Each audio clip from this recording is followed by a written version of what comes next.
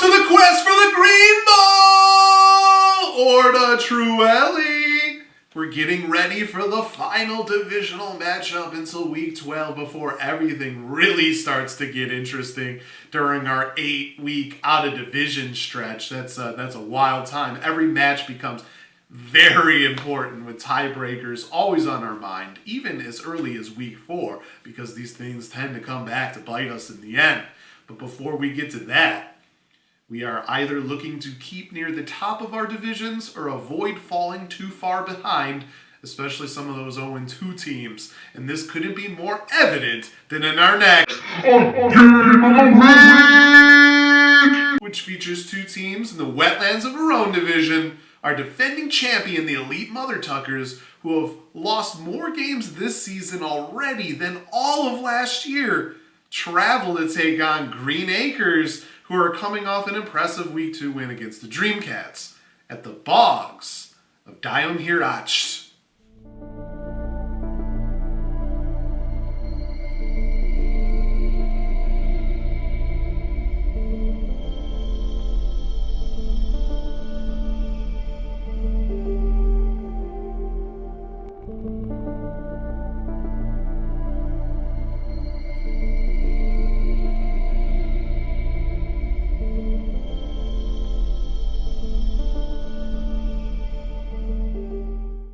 The Bogs of Diomhaireachd is located in the Wetlands of Arawn and is as dangerous and mysterious of a place as any.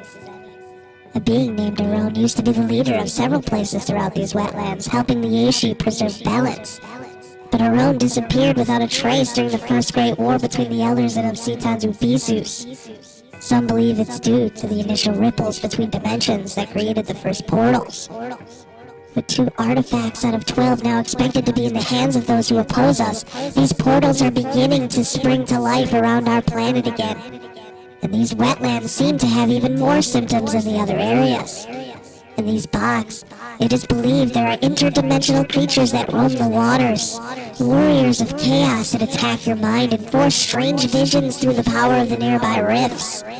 Obsidians Ubisus is said to have visited this area before leaving our dimension yet again to fight the Elders. The shadows changed the molecular structure of the swamps, allowing part of its chaos to remain and to make the area seem alive. Creatures can take shape and roam the land, sucking up the souls of anyone who falls through a portal, and also to search for a secret entrance to the last remaining Aishi stronghold. But this entrance is luckily only open from the inside and is controlled by the Queen's mind. It's moved far away from this region as well, but the dark creatures caused by the schism of the Aishi will never stop until they scour the entire world. Of course, just like the Stick of Passage and the Shoes of Swift, the chaotic beings also are closing in on a 3rd artifact known as the Cloak of Shadow. Those who wear this can become invisible to the elements, moving in the shadow world, which exists like a mirror below your feet. It creates an element of surprise in any battle. Think of a hand from below that you can't see, dragging you into nothingness. The problem with this powerful cloak is that it also warps the mind of the wearer, melds their mind into the shadow world and distorts their perception. For those already entrenched in darkness, it would make them insane with rage, as an endless thirst for lost souls would become too much to handle. So far, we haven't had any luck stopping the Dark Fae, and it's due to the Aishi protecting the Queen. Until someone can work on behalf of the Queen, the only defense we have are the seals in place to prevent others from finding these artifacts. But those souls are weakened due to the increased interdimensional activity. The plan is working so far for the dark forces. The newly arrived souls with ties to the Elders due to the Green Bowl are hidden away in a dream as they continue to play to unlock the power of their trophy. This week, the one who held the Green Bowl at arrival, the Elite Mother Tuckers, travels into a dream world of Green Acres in the last divisional matchup for a long time. As they play, our world is in danger of losing a 3rd artifact. The Elite Mother Tuckers probably didn't want to have to get a win in Week 3 to avoid an 0-3 start and have that team he's going up against be Green Acres First of all, this would be the first time in league history that a defending champion would start 0-3. That's insane. Green Acres was also the lone team to beat the Elite Mother Tuckers last season and also nearly won a second time, falling by just 9 points in Week 13 in a wild shootout, 153.2 to 142.14 last year. There is good news for the Elite Mother Tuckers, though, as the visiting team in this matchup comes in with a 64.1% chance to win. One of the reasons is the matchup at quarterback with Justin Herbert getting a nice matchup against the subpar Minnesota Vikings secondary, and Deshaun Watson still not looking comfortable in the Browns offense, which is also without Nick Chubb for the season. Travis Etienne is not broken out so far, but does get a good matchup against Houston, which tends to get gashed on the ground. And Gus Edwards on the other side can get lost in a committee from time to time, but also can score multiple touchdowns.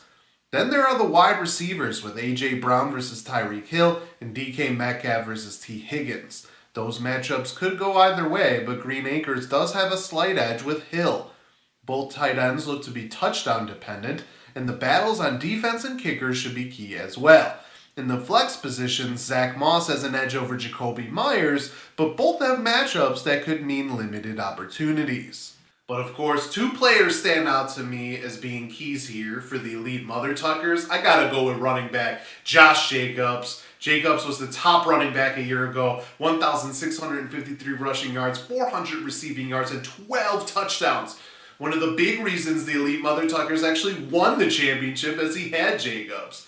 But so far through 2 weeks this season, Jacobs just has 46 rushing yards, 74 receiving yards, 0 touchdowns. That's not what the Elite Mother Tuckers expected, taking Jacobs second in the second round this time. But things get interesting in Week 3 with a matchup against a Pittsburgh defense that is historically tough on the pass, especially with TJ Watt. But they did get gashed on the ground by Cleveland on Monday, allowing 198 yards and a touchdown on 35 carries. In fact, Nick Chubb replacement Jerome Ford had a 6.63 yards per carry average. This could mean that Jacobs' breakout, the Elite Mother Tuckers have been dreaming of, could come this week in the game that he needs it most.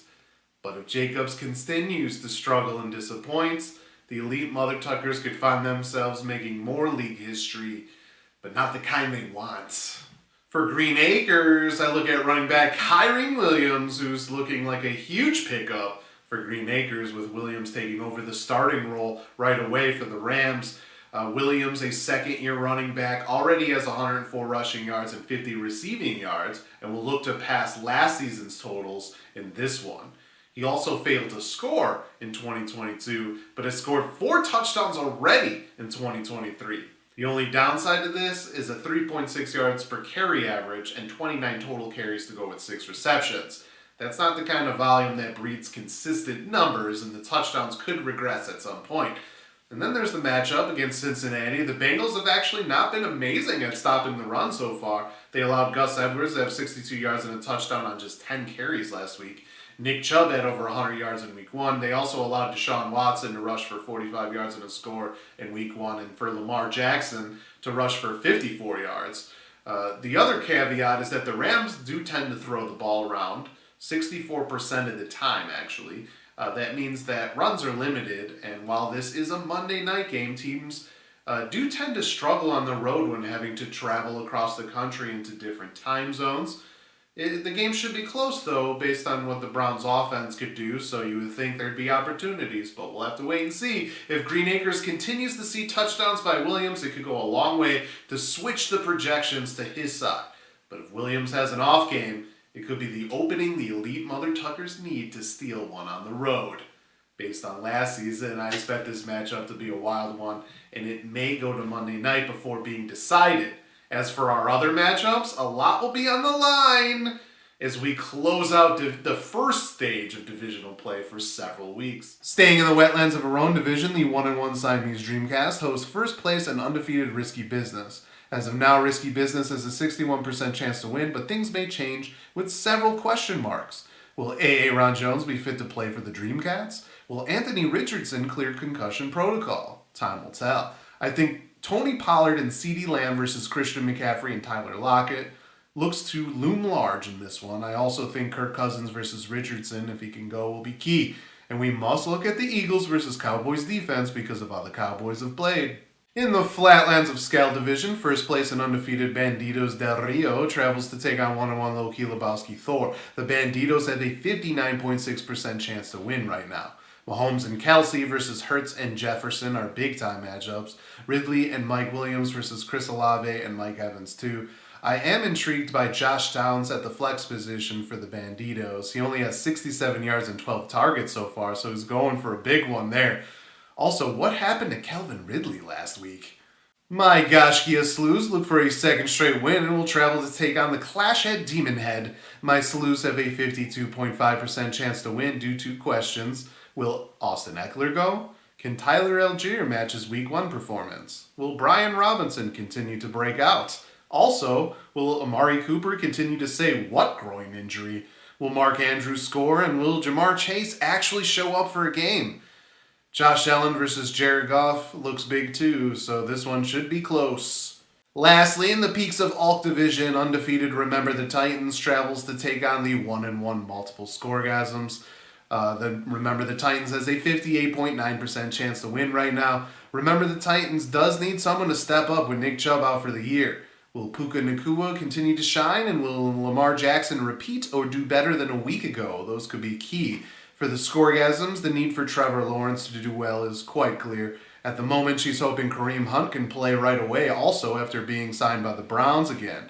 Could be a huge waiver pickup, especially with Saquon Barkley out with an ankle injury. And 0-2 Air Jordan travels to take on the 1-1 The Stellar Bitches at the Purple Skies of Dashe.